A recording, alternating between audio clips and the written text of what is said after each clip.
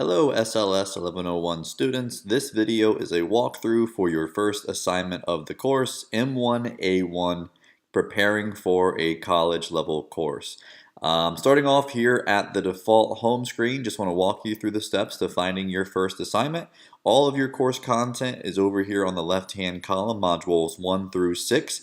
Generally, we spend about 2 weeks on each module, but that may vary depending on the type of class and the schedule that you're taking.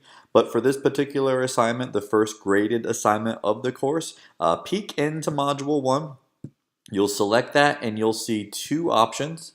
You'll see the study activities folder and you'll see the assessments folder. When it comes to the assignments you submit for a grade, they'll always be found here on the module 1 assessments. But to give you an idea of what the study activities look like, because we will be referencing those in just a moment, let's have a look into that folder as well. If we open that up, the study activities are usually made up of videos, textbook references, online quizzes, things along those lines. You can see here that there's 7 study activities that pertain to the entirety of Module 1. We won't use all of those this week, but they include reading Chapter 1, watching a couple of videos, taking a couple of personalized assessments, and finishing up with the video as well. If you scroll down, you'll see each of those items in that order. How to get the most out of studying, part 1 of 5. A Carol Dweck TED Talk. Keep scrolling down for a video involving grit, which is another word for determination and not giving up. And we can reference these items inside of our assignment this week. A couple of assessments which we'll use on the next assignment, and we'll bring up the rest of these here in just a moment. So just to give you an overview of what the study activities look like, nothing on this page is for a grade, but you can use the information you find on this page to help you with the assignments that you're taking throughout the modules. Specifically, reading the chapters of your textbook, we're starting off with Chapter 1 in the text. So getting back into the items that you are going to submit for the grade, going back to the Module 1 page and scrolling back down now to where the assessments are. Assessments is where you'll find all of your graded items. We'll click that here. There's 2 assessments for Module 1. The only one we're looking at right now is Module 1, Assignment 1, preparing for a college course assignment. So let's have a look at the directions here. The directions are all housed right here on the assignment itself.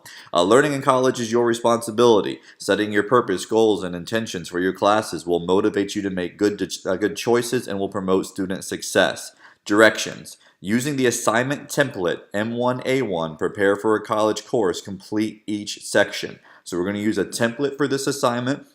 The template can be found here, and we'll have a look at that in just a moment. There's 3 parts housed inside the template. That will make more sense once you see the template.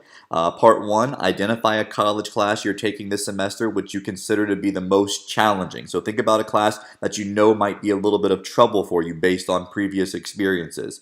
Find your syllabus and schedule of activities for that selected course and respond to each of the questions from this section in 1 to 2 sentences. For part 2, we'll have a look at the template here in just a moment. Find and report information related to any major assignments. Like, for example, if you have a midterm in that class, a final exam, a capstone project. You're going to collect information on those big assignments so you know they're coming and you can prepare for them accordingly. So find the information related to the class you identified in step 1 as being potentially challenged. And then we'll go on to part 3 here, which is identify barriers and create solutions. So you're going to start looking for problems before they even arise. So if something happens that sets you off track, you'll be prepared with steps to put into place so that you do better. So submit the completed template as an attachment to the submission link by clicking on the assignment's title above. I'll show you how to submit your work here in just a moment. And the way you would do that is you would go up to preparing for a college course assignment once you've completed it, and you will upload it down below by browsing your computer and uploading that file. So all of your assignments here are submitted right through Blackboard.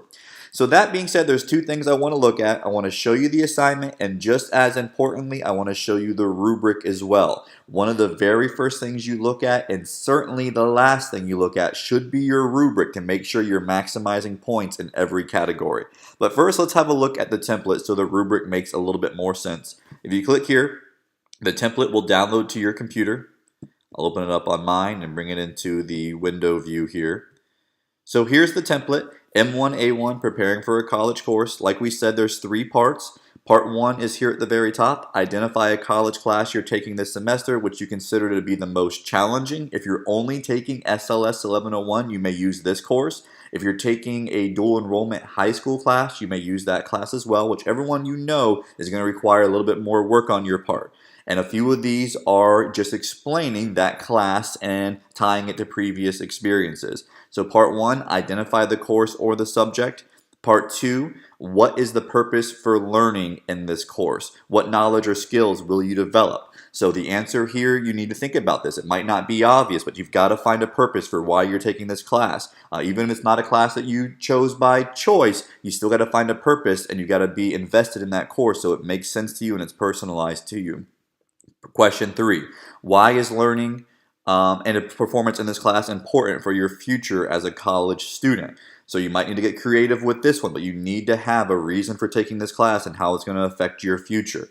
What do you expect to be difficult about this class? What have you previously heard about this class? So why is this class the one you selected as the more difficult choice? What past experiences do you have which may be similar to the identified course above? So tie this new class to challenges you've had before in the past. You've succeeded in things that were challenging before, so how can you tie that into this new course that you are attempting? In question 6 here, what past experiences do you have in overcoming a personally challenging task or obligation in your schoolwork? So think about a time before where you were challenged, you rose above, and you were successful as a result. Detail the steps and the things you did to go beyond to make that happen. So that's part 1. Moving on to part 2 here, I want you to identify any major assignments that this class has so you can start preparing for them early.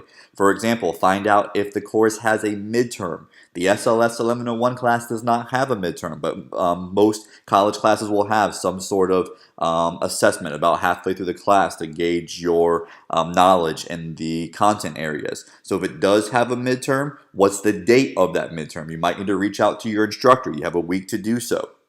What information does it cover? Is it the first half of your textbook? What are the objectives? What do you need to know by that halfway point so you can start checking those items off your list? And then also, what date should you start to prepare for the midterm? So find the date and then go back a week or two and give yourself a realistic idea of how long you're going to need to prepare so that you're not waiting until the last moment and cramming. Once you select this date for the day you want to start preparing for your midterm, I recommend you set a reminder on your cell phone, on your smart calendar, on an email, whatever it is to remind you, hey, your final exam is so on and so on away, or your midterm is this far away. Get started on preparing for the content. So if the class doesn't have a midterm, it will certainly have a final exam. So find out what the date of that final exam is. That varies by semester. Find out what information the final exam covers. Is it cumulative? Is it just the last chapter? If it is, be specific. And then also find out when you want to start preparing for that final exam. So set yourself up for success. Don't wait until the last minute. Final exams take a lot of preparation. I would put aside at least 2 weeks, if not more, to prepare for a final exam. Some classes also have major projects or papers.